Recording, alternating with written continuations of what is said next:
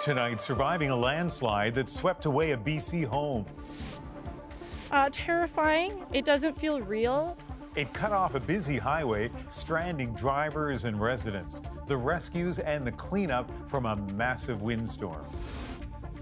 Canada's premiers face-to-face and at odds over Trump's tariff threat. We have to make sure that we have a position of strength. Tariffs only hurt Canadian consumers. Can they unite behind a plan? An Ottawa man charged twice by airlines for one set of checked bags. For them to just say, absolutely, stonewall you and say no is really disappointing. Why passengers keep getting overcharged for baggage. From CBC News, this is The National with Ian Henemansing. After a major storm and a major cleanup, traffic is once again moving tonight along a critical BC highway. The landslide that was blocking it is now cleared. All this debris came down after a violent windstorm swept through, cutting off the Sea to Sky Highway just north of Vancouver, near Lions Bay. That same storm downed trees and power lines throughout the west and south coasts and left hundreds of thousands without power. The weather being blamed for at least 2 deaths, including one person in that landslide. Yvette Brennan now with the rescue efforts to help those who survived. A crucial link between Vancouver and Whistler now restored. The Sea to Sky Highway reopened after a landslide shut it down. Terrifying. It doesn't feel real. When it was coming through, the thoughts going through my head are helplessness, because you can hear it coming and you can't see it. Reese Rigglehoff lives in the path. She heard a roaring and trees snapping. She wanted to run. What the residents heard was this. The entire mountain came down the hillside onto this highway. Lions Bay resident Sarah McGuire describes the chaos. Carnage, really. The barriers were all over the road. There was just debris everywhere. Taller than the building here, I guess. I don't know, it was huge.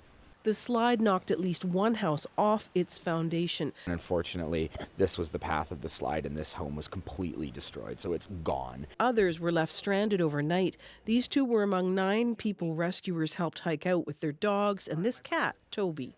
They had devised a trail with a series of ropes, so we climbed down and Toby made it.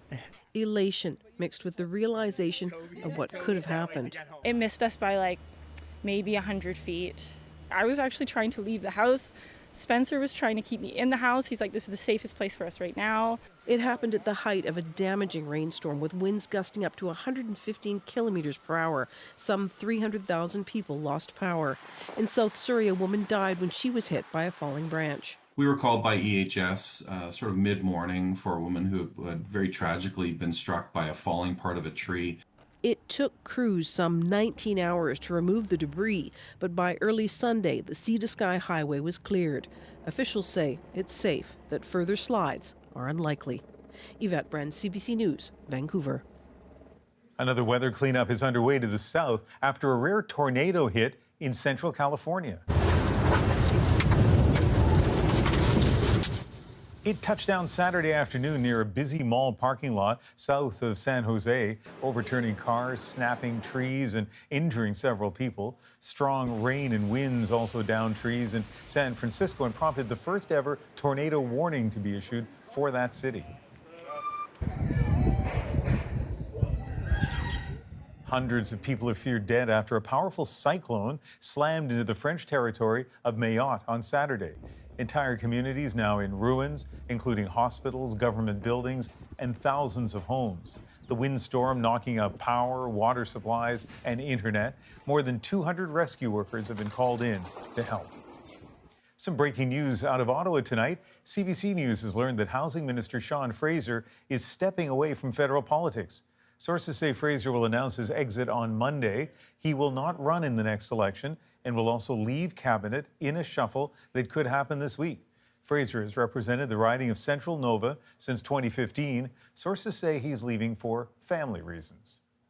Canada's premiers are gathered in Toronto tonight. At the top of the agenda, how to handle that tariff threat from U.S. President-elect Donald Trump. And as Olivia Stefanovic shows us, the premiers are divided on how to respond. Provincial and territorial leaders off to dinner with smiles. Well, it's great to have all the premiers here in town. But on the menu, tough talk and tougher choices over what to do about U.S. threats to the Canadian economy. We have to make sure that we have a position of strength, not a position of weakness. Premiers are meeting for the first time in person since Donald Trump warned of 25% tariffs on Canadian goods unless security at the border is tightened. We have to be ready. We really have to be ready and ensure that as Canadians that we're united. But they don't all agree on the same approach. Ontario taking a hard line, threatening to cut energy exports to the U.S. BC warns it could do the same. The province of Ontario and the country must be ready with a robust suite of actions to respond. Others caution against countermeasures. I don't think a trade war is good for Canada. It's not good for the United States. Some even calling for an early federal election. That's part of the reason why we don't have a coherent strategy when it comes to trade, because you need to have a government that can say, I'm here for the next 4 years. You got to deal with me. New Brunswick's new Liberal premier says heading to the polls before Trump's inauguration would be a bad idea. Certainly, if I were the coach of the team, it wouldn't be the time to change the captain when you're going into Game 7. With the sticking points threatening to cause further divisions, this premier is urging his colleagues to stay focused on what's best for Team Canada. I have full faith in terms of our ability to share and debate those differences.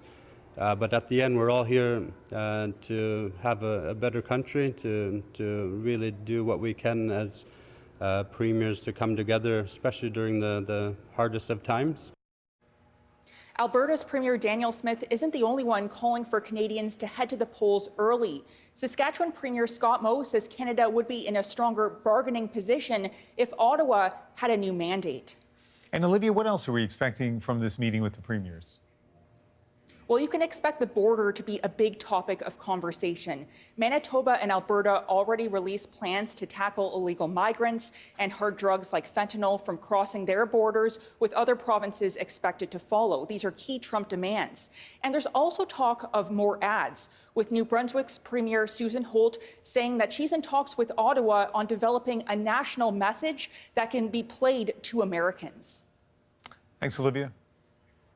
Part of what the premiers are asking for, a national border strategy, and it's expected to be revealed tomorrow in the federal government's fall economic statement. Sources say it will cost more than $1 billion, adding to the growing deficit. JP Tasker shows us what to expect. The federal government sees trouble on the horizon for the Canadian economy. I really want to underscore for Canadians the fact that we are living in challenging times. The unemployment rate has just ticked up to nearly 7%, its highest level in years. Tariff! And President-elect Donald Trump's tariffs have the potential to throw Canada's economy into a tailspin. All of this as Finance Minister Chrystia Freeland prepares to present a fiscal update on Monday. I believe, particularly now, at a time of significant national peril, other parties in Parliament should not be looking at these measures as something partisan. Government sources say those measures will include a new program to jumpstart economic growth and fight back against Trump's America First agenda, which could pull investment out of Canada. All of it will be costly, sources say, and Freeland's promise to keep the deficit at $40 billion or less won't be met. Things are not great, and there are lots of threats coming at us, especially obviously from the U.S. This former Liberal advisor says the government has mismanaged the country's finances. And that's what I'm seeing right now. A government that's really lost control of its spending, and a government that is losing control of its fiscal framework. Conservative leader Pierre Poilievre says the country can handle a bigger deficit. Stop. Just stop. Stop adding inflationary spending that balloons the cost of living. But sources say there's a big ticket item coming that might garner some conservative support. A $1 billion border package to appease Trump and his concerns about drugs and migrants. An increase in technology in that space would certainly be helpful for us. Government sources say this mini budget would have looked a lot different if Trump hadn't won. Much of it was sketched out after his victory in November. JP Tasker, CBC News, Ottawa. Canada Post and the union representing its workers spent the weekend in hearings with the Canada Industrial Relations Board as it assesses whether to order workers back to the job. They've been striking for more than a month. The CIRB will determine whether a deal can be reached by the end of the year, and if not, whether to order workers off the picket line. The government expects a decision on Monday or Tuesday.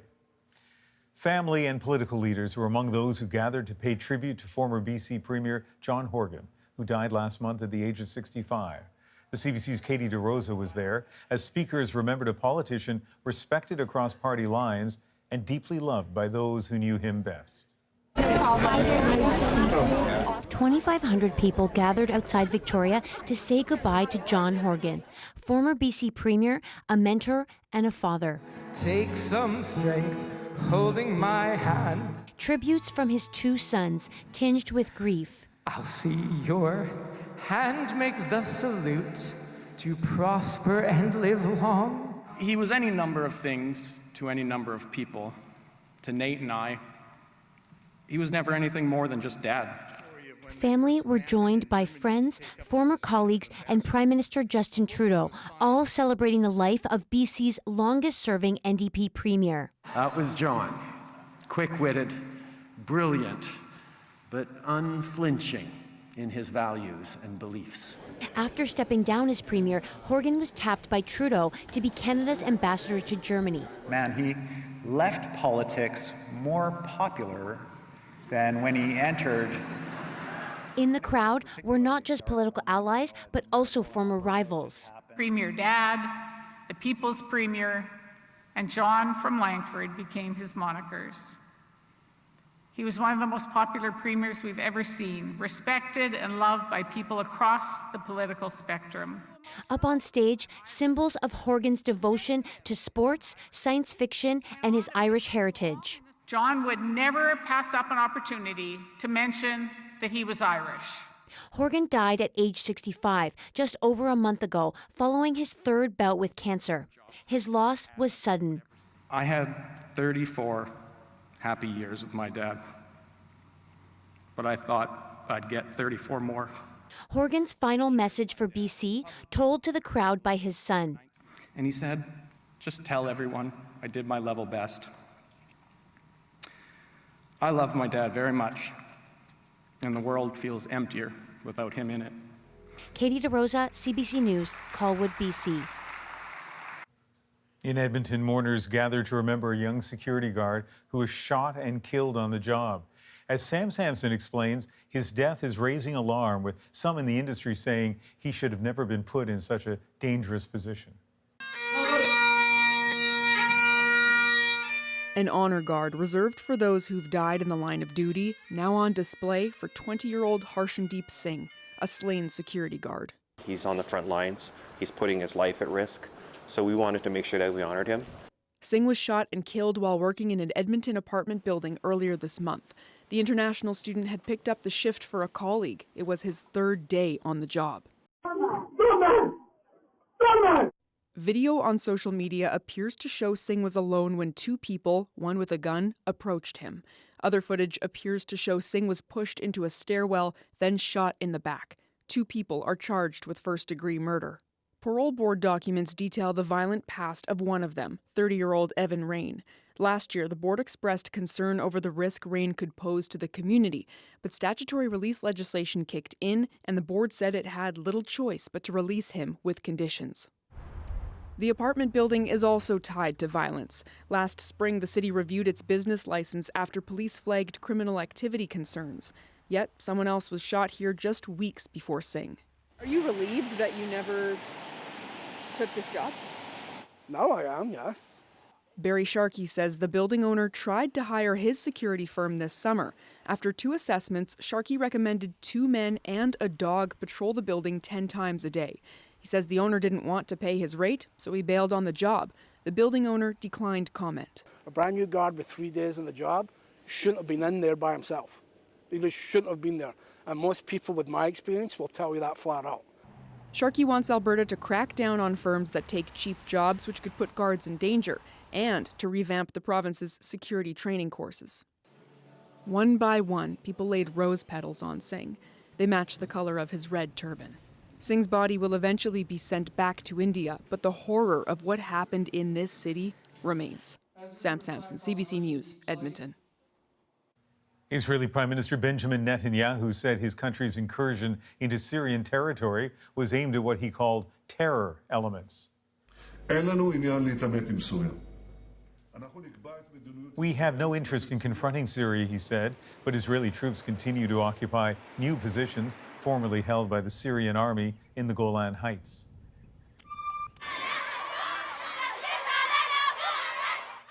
In Damascus, a week after the fall of the regime of Bashar al-Assad, students celebrated the reopening of schools and universities, dragging the statue of Assad's father through the streets. Margaret Evans shows us how, amid the hope for Syria's future, the country's past still haunts a Damascus suburb that was scarred and terrorized by the regime. Outside Damascus, land being readied for planting. Dry soil sending up dust, and with it a reminder of spring to come. But the ground in Syria holds secrets to unearth, too. The crimes of Bashar al-Assad's regime. Sami Hamoudi is walking along the edge of a mass grave in Daraya, one of the first Damascus suburbs to protest against al-Assad in 2011. The dead buried here, at least 700, are the price they paid, including Hamoudi's brother. The Syrian army's footprint is still evident in the destruction all around. Soldiers went house to house, says Hamoudi, pulling people out and taking them to places of execution, like this basement. It's where Hamoudi found the bodies of his brother and sister-in-law and their child.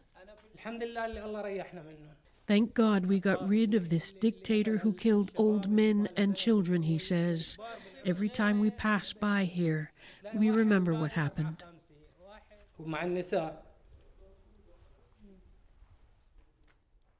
This city endured 4 years of siege, part of Bashar al-Assad's Starve or Surrender campaign.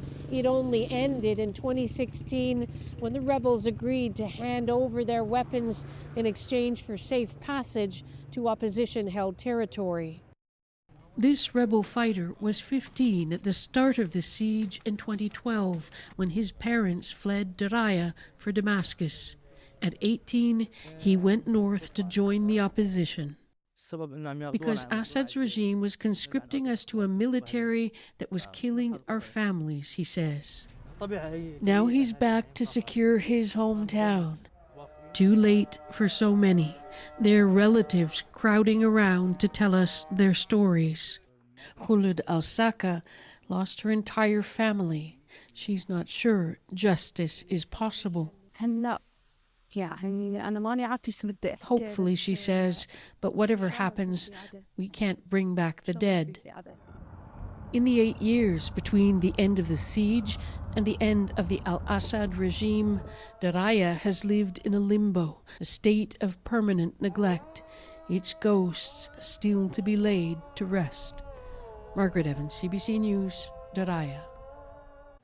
A tactic meant to make travel more convenient is leading to surprise charges at check-in for some passengers.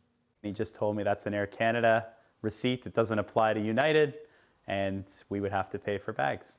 Our Go Public team presses Air Canada for breaking the rules. Plus, she's done it! Another podium finish for Summer McIntosh, followed by a major award. Wow, I mean, I'm definitely in shock. That's pretty crazy. What is he doing? And racing to the rink to suit up for the Ottawa Senators. Saw the opportunity to run up the hill and I just said, you know what, I think I can do it. We're back in 2.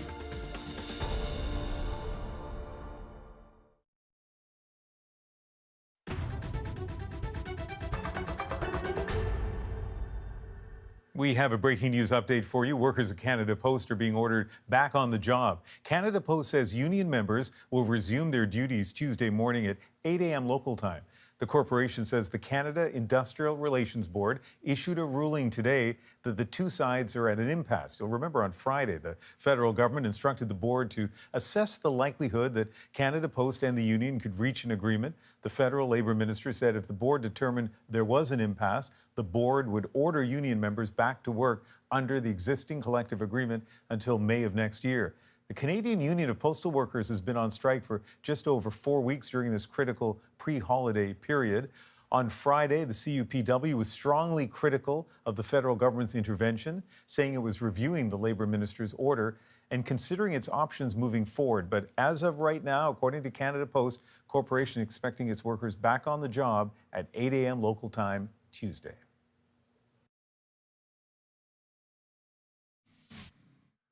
A Russian tanker ran aground and split apart in heavy storm waters today, spilling oil into the Black Sea. It happened off the coast of Crimea. At least one person is dead and a dozen others had to be rescued. A second tanker, also damaged by the storm, is in distress and is drifting nearby. An Ottawa man is speaking out tonight after he was charged twice for checked bags on a recent flight, once by Air Canada, then again by United. It's a violation of federal rules. Erica Johnson has this Go Public investigation into excess baggage fees and why customers keep getting overcharged. Rob Eadson knew he'd need to bring a lot of stuff on a family trip to San Diego, traveling with his wife and young son. Like, it looks like we have bags included. So he paid a higher fare to make sure all 3 Air Canada tickets included 1 bag per person. Their flights were what's called a code share, meaning one airline, in this case Air Canada, sells seats on a flight operated by another carrier, in this case United. But when they checked in, the United agent said Eadson had to ante up for all 3 bags again, even though he had proof he'd already paid. He just told me that's an Air Canada receipt. It doesn't apply to United, and we would have to pay for bags. Eadson filed a claim for compensation, but Air Canada refused to reimburse him. For them to just say, absolutely, stonewall you and say no is really disappointing. It's also violating federal rules on baggage that say when passengers have a ticket to and from Canada that involves more than one airline, carriers must apply a single set of baggage rules. It's a question of Air Canada dropping the ball in making sure United knows the conditions of the fare that the passenger was ticketed on for this United Airlines flight. Air Canada could also be violating the Competition Act, says this UBC prof, selling tickets at one price, then customers get dinged with more fees. If that information doesn't match their expectation, this constitutes potentially hidden pricing, false advertising, deceptive marketing. Those are all within the same vein. Eadson says his family enjoyed their trip to San Diego, and after Go Public contacted Air Canada, he got an unexpected refund from United. Go Public has heard from other Air Canada passengers who were also overcharged for baggage. Air Canada says its policy is to abide by all regulations, and those charges were all in error. Erica Johnson, CBC News, Vancouver. Our Go Public stories come from you. If you have a tip for the team to investigate, send an email to gopublic@cbc.ca. Summer McIntosh has been named the World Aquatics Female Swimmer of the Year. It's unbelievable. We're so proud of Summer and all the hard work that she's done. 5 medals, 3 new world records. We'll take you through an incredible week for the Canadian swimmer. Plus, a peek behind the curtains at the making of Hallmark Christmas movies. We mostly shoot them in the summer. My conversation with rom-com royalty. And Syrian Canadians share their joy after the fall of Bashar al-Assad. It's free. Syria is free. We get our freedom. The National breaks down the stories shaping our world. Next.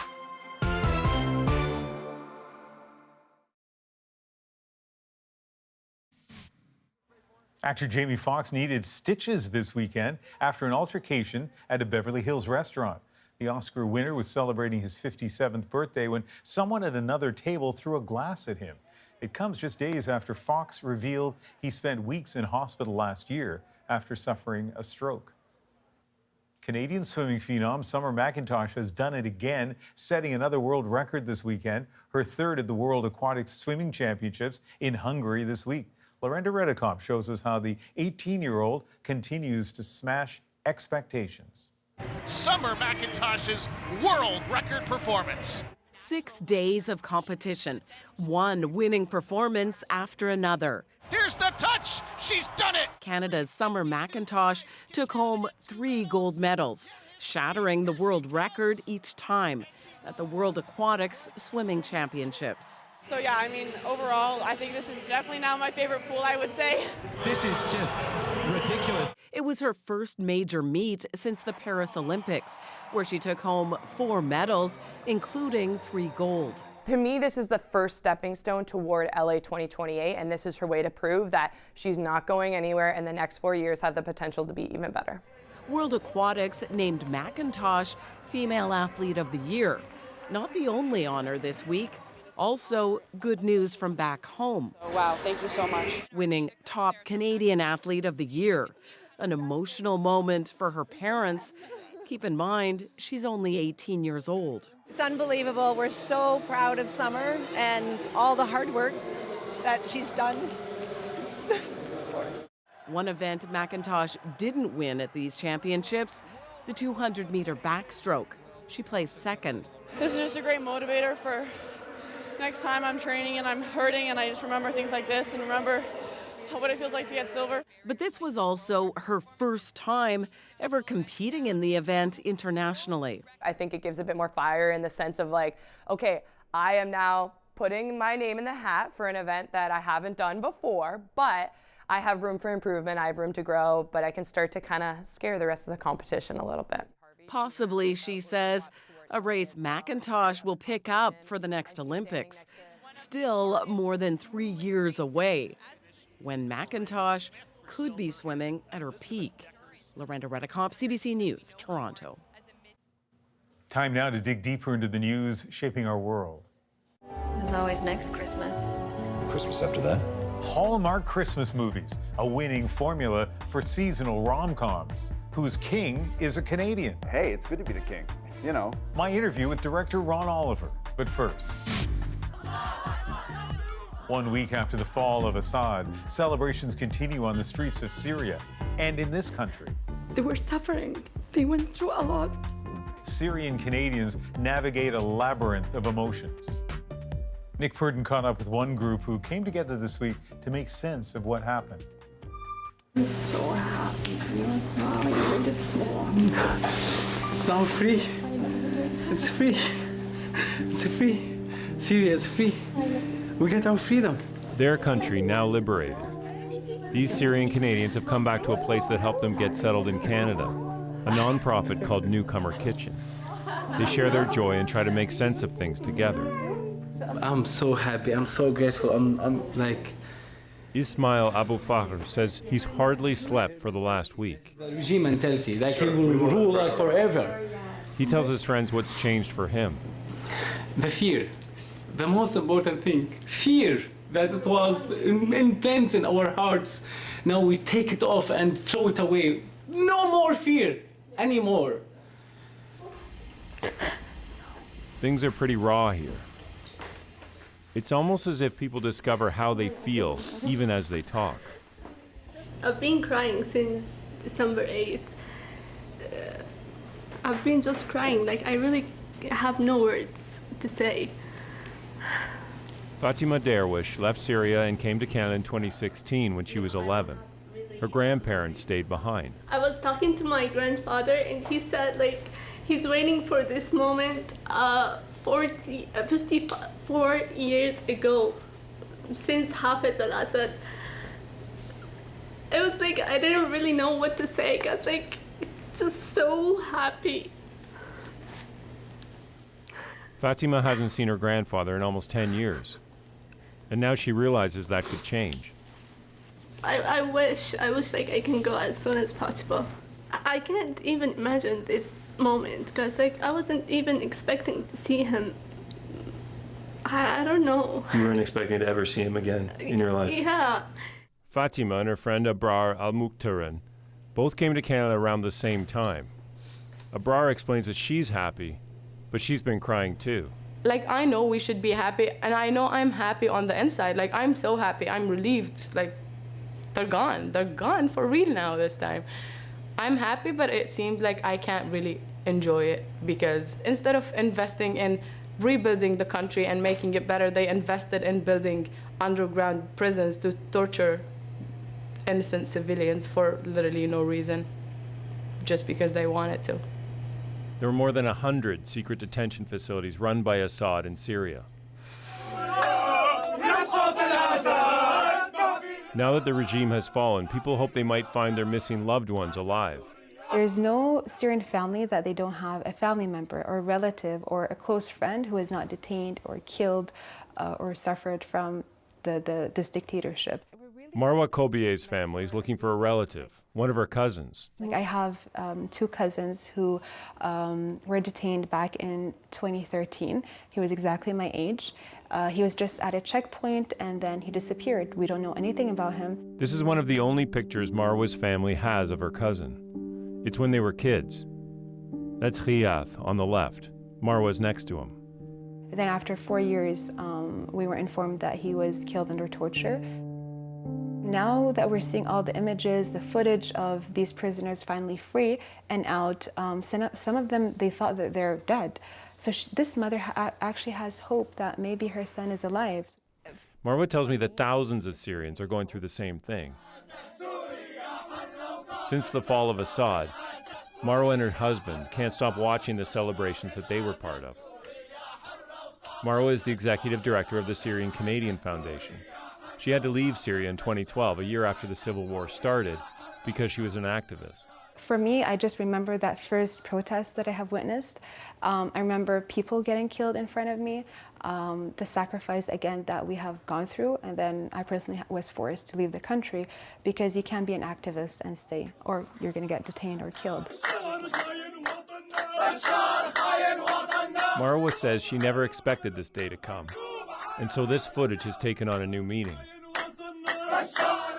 It's a promise to myself that every time I feel hopeless for anything that would on a personal level happen to me, or whenever I'm sad, I want to go back to this video and watch and see how happy I am and all my community members are, the Syrian community, and know that no matter what, no matter how much hardship we're going through, there's always hope at the end of the day.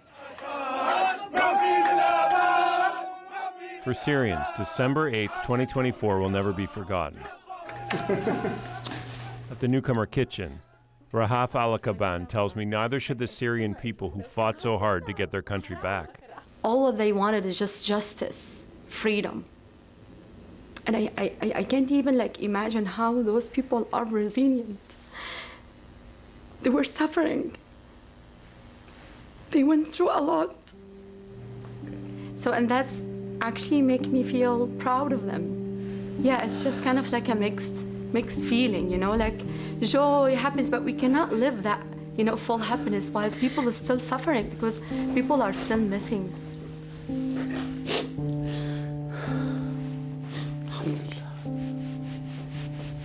Alhamdulillah.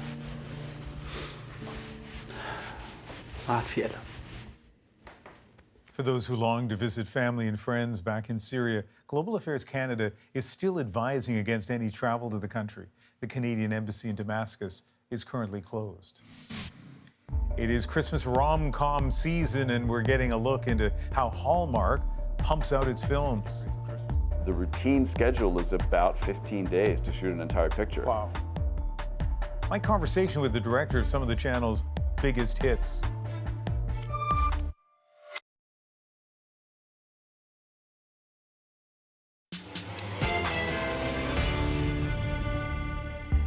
A staple of the holiday season, the Hallmark Christmas movie. Looks beautiful. Thanks. A formula so successful, streaming giant Netflix is now following suit. It's been almost 2 days. What, no one's found me yet? Like unclaimed luggage. The genre's undisputed king, a Canadian director, Ron Oliver. I've always wanted you to say that, Ian. I sat down with Oliver here in Vancouver to find out how a small-town Ontario kid ascended to sit atop the holiday rom-com throne. Ron Oliver, yes. King of Hallmark movies. How do you feel about that title? Hey, it's good to be the king, you know. It's great. At a point in one's life, you are just trying to tell stories, and that place, that venue, has allowed me to tell stories. And in the case of a lot of the stories we've told, they've been Christmas motifed, if you will. And it's great because that's a framework, but you can still tell a great story in the middle of all that. You are motifed differently. We're in the Shameful Tiki Room We are. in Vancouver. We'll explain why in a moment. We'll talk a lot about Hallmark in just a moment. But let's start by talking about you. From small town Ontario, how does a kid go from there to a life directing movies? I guess I was a magician, when I was a kid. And that sort of started things going. I wanted to entertain people. I wanted to tell visual stories, really what magic is as well. And that started it. And then eventually somebody saw me do a magic show, and they hired me to host a TV show. And I learned a bit about production from that. And then I started writing stories. I'd always written when I was a kid. And I had written this horror script. And they brought me in, and we talked about it. And they said, we like the script, and we want you to come write for us. And suddenly I was a writer. I was 25. But let's back up a little bit, especially with that love of horror movies, which began, a shout out to CKVR in Barrie, Ontario, and watching. Wow, 100%. Yeah. Thank you for knowing that. Yes. So Wednesday nights, CKVR TV in Barrie, Ontario, Canada, had horror nights. And the deal was, because I was maybe like 7 or 8 years old, my mom said, if you go to bed at 9 o'clock sharp, I will wake you up at midnight to watch the horror movie, and then you had to go back to bed again, and then you go to school, dreadful school the next day at whatever time. So I got to watch all these great classic Universal horror movies back then. The Black Cat, Lugosi and Karloff, great films. And that stuck in my head, and that became a love of genre, because I loved horror movies. I was a monster kid. I loved those films. I had all the Aurora monster movie things, So that stayed with me, and then my first script was a horror movie, and my first movie produced was a horror movie.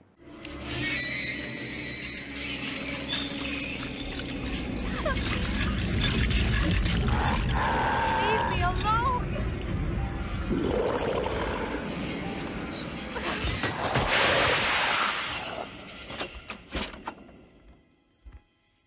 What's going on in here? Yeah, so given this love of horror movies, how do you what is it about Christmas that appeals to you so much? Seems like a completely different world. I guess it's the enhanced emotions of it and the enhanced scenario.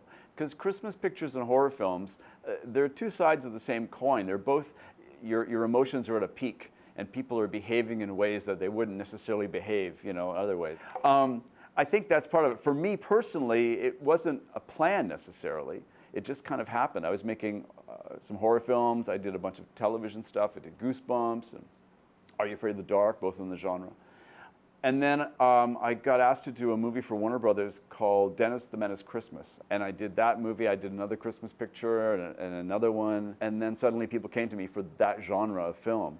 And at the same time as I've been making all these Christmas movies, I've been doing other films. But the movies that seem to have captured people's imaginations and really have a fan base are these Christmas pictures. So that's sort of how I became that guy.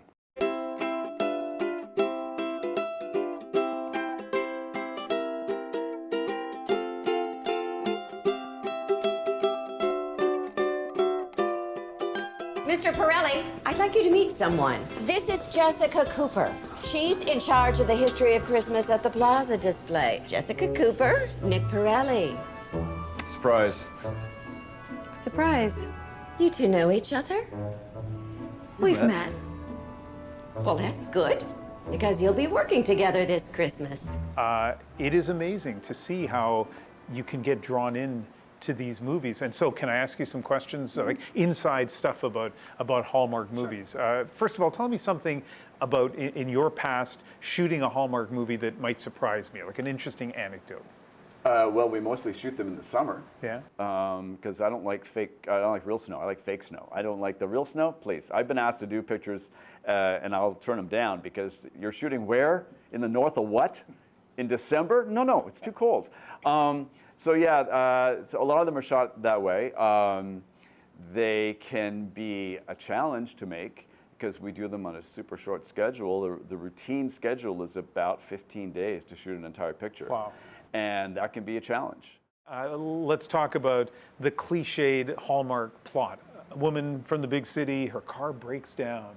The handsome guy who's running the Christmas tree lot, maybe they went out in the past, now they're together. Do they kind of have cookie cutter plots? There certainly have been, but there's nothing more delightful. Like Saturday Night Live did a parody of them a couple years ago, and I can tell you that across the board, everybody who makes these movies were thrilled. Because what's more fun than having pop culture make fun of you? Nothing. That's the best compliment ever. Michelle is a single mother and struggling baker whose Christmas wish goes horribly wrong. Now she's trapped in a snow globe, and the only person who can get her out before Christmas is her black coworker with no backstory. Marcus, I'm in here. Now, what in the world? He said. In terms of another criticism of Hallmark movies, maybe a bit, well, definitely more serious than too many Christmas tree lots, is the attractive straight white couple kind of over and over and over again. What about the lack of diversity? There's a lot of the movies pre a certain time, they weren't as diverse as they might have been. Let's just put that there. That's exactly true. Some of it had to do culturally with the fact that these movies are sold in America. And there are parts of America that, until very recently, where it was difficult to sell a project where you had an interracial couple, for example, or a gay couple.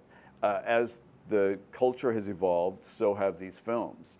You know, I just shot a Hallmark picture in Greece with Jonathan Bennett in the lead and Alexander Lincoln as his husband-to-be. And that was the first gay marriage shot, a gay wedding shot on a Hallmark film. You know, if I'm hearing you correctly, it sounds like you and I could finally co-star in one of these movies. I've always wanted you to say that, Ian.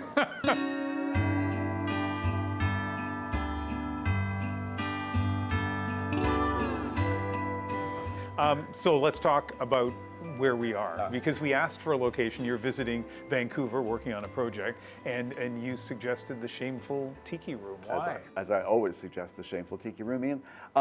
I love tiki bars, and living in Palm Springs, which we have a huge tiki community there, when I go away on a trip, I love to have a little piece of home, and this place is that. But also, this is it's a fantasy. This room is a fantasy, and much like the movies I get to make, which are also fantasies, this place is comfortable to me because it's an artifice, it's artificial culture, it's, they make great drinks, to be fair. Like when I write, this is the environment I write in. I often write these Christmas movies in bars, tiki bars specifically, in tiki shirts specifically. So you know, this feels like home to me. That's what I love about it. So. I always think about people watching this interview, young people watching the interview in small towns, wherever they are in Canada, and they see this guy, maybe you are living out their creative kind of goal of movie making. What do you say to them? I was lucky, to be sure, but more to the point, I never gave up. And if you have a dream to do something, you're always going to find a way. You will find a way if you do not give up. The people who fail in their lives are the people who give up. And you know, you talked about your mom waking you up to watch those movies. I assume she played a big part in this nurturing this love of movies. Absolutely. My mom, my mom was great. She loved old films. She loved films. She loved Hollywood. She loved the glamour of all that stuff. And so you can imagine that growing up in a little tiny village in the middle of nowhere, there wasn't a lot of opportunity for glamour. But my mom strove for that. She pushed and always made sure that you felt like you were never more than a plane trip away from Hollywood. And when she passed away, when I was making a movie called Granddaddy Daycare for Universal. And at the end of the picture, Universal put a title card at the end of the film that said, for Helen Oliver, who always believed in her son, even when he said he wanted to make movies for a living. So. Next up, that movie with you and me. Exactly, Ian. I'm working on the script tonight. I'll go back to the hotel. I'm going to start it out. I'm not sure what we'll call it, though. Christmas with Ian. No, that's too easy. He was in Vancouver because he's doing some advance work for a Netflix Christmas special, because, as I mentioned before, Netflix is in on the game as well. He won't be there actually directing it, though, because remember, wintertime in BC, he wants no part of that. Coming up, an emergency backup goaltender, an e-bug with the Ottawa Senators, goes the extra mile to make it to the game. Saw the opportunity to run up the hill and I just said, you know what, I think I can do it. The mad dash to the arena in our moment.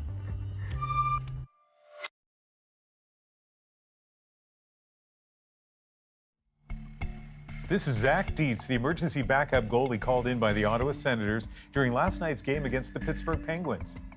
Dietz, a University of Ottawa student, was a last-minute call-up, and we mean last minute. So when he was running late, he decided to run, and that race is our moment.